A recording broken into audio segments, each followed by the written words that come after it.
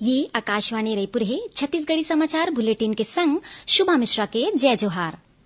मुख्यमंत्री भूपेश बघेल हा corona virus ले बचाव बर राज्य सरकार डहार ले करे जाए उपाय मन मा प्रदेशवासी मन ले सहयोग करे के अपील करे हे। ओ मन लोगन मन ला ए बीमारी ले बचाव बर जागरूक रहे और दूसर मन ला घलो जागरूक करे के आग्रह करिन। मुख्यमंत्री हा कहिन कि छत्तीसगढ़ मा अब तक कोरोना वायरस के एक भी पॉजिटिव केस आगू नहीं आए हैं। फिर पड़ोसी राज्य मा ए वायरस के संक्रमण पहुंच चुके हैं, जेकर कारण छोटे से गलती हा संक्रमण ला राज्य मा फैला उहें राज्य शासन हा जम्मो अधिकारी कर्मचारी मन ला अवैया 31 मार्च तक अपन मुख्यालय मा उपस्थित रहे के निर्देश दिन है। संगे संग कहिन कि कोनो भी अधिकारी कर्मचारी पहली ले अनुमति के बिना छुट्टी मा नहीं जा सके।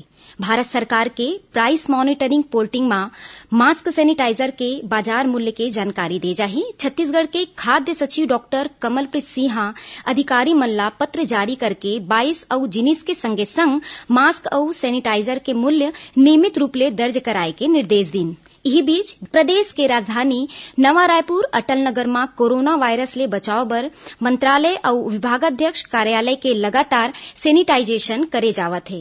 रायपुर और नया रायपुर के बीच में चलैया बीआरटीएस बस मन ला रोज अंदर और बाहर ले धोए के संग सैनिटाइजेशन करे जावत है। राजधानी सरोवर में रोज संझा होवैया म्यूजिकल फाउंटेन शो ला अवैया आदेश तक बंद कर दे गए है।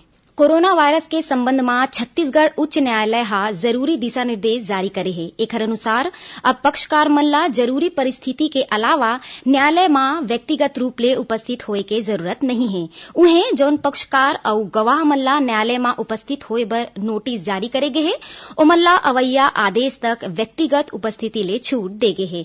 यदि ए दौरान कोनो व्यक्ति अपन मामला में उपस्थित नहीं होवत है त उखर खिलाफ कोनो कार्यवाही नहीं करे जा सकी। एकर अलावा कैदी मन ला घलो जरूरी मामला ला छोड़ के जेल ले न्यायालय नहीं लाए जाही।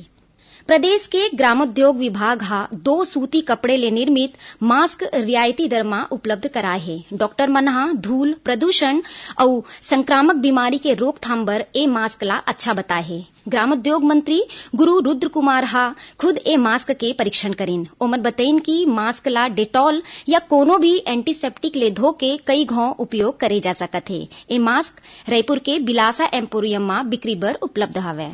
कबीरधाम जिला के भोरमदेव में ए दारी 21 ले 23 मार्च तक विशेष धार्मिक अनुष्ठान करे जाही। फिर ए दौरान श्रद्धालु मन भगवान भोलेनाथ के दर्शन नहीं कर पाही। कोरोना वायरस ले बचाव ला देखत ए बेरा में श्रद्धालु मन ला मंदिर में प्रवेश नहीं दे जाही। एती कोरोना वायरस ले संक्रमण ले बचाव बर डोंगरगढ़ में चैत्र नवरात्रि के मौका में लगैया मेला के संग सब्बो आयोजन ला घलो रोक दे गए। उहाँ लगाए गए रोपवे काली ले अवैया आदेश तक बंद कर दे गए है। जिला कलेक्टर जयप्रकाश मौर्य हा बताइन कि पैदल यात्रा और कार सेवा ऊपर घलो रोक लगा दे गए है।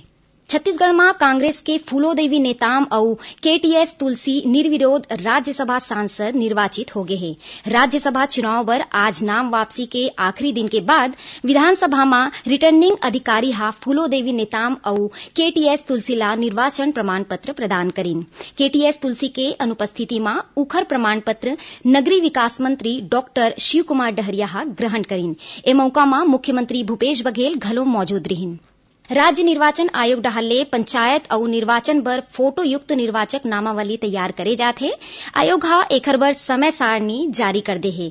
एखर अनुसार निर्वाचक नामावली के आखिरी प्रकाशन 18 मई के करे जाही। निर्वाचक नामावली के संबंध में दावा आपत्ति 24 अप्रैल तक दे जा सकत है, जेकर निराकरण दूसरैया दिन 25 अप्रैल के करे जाही।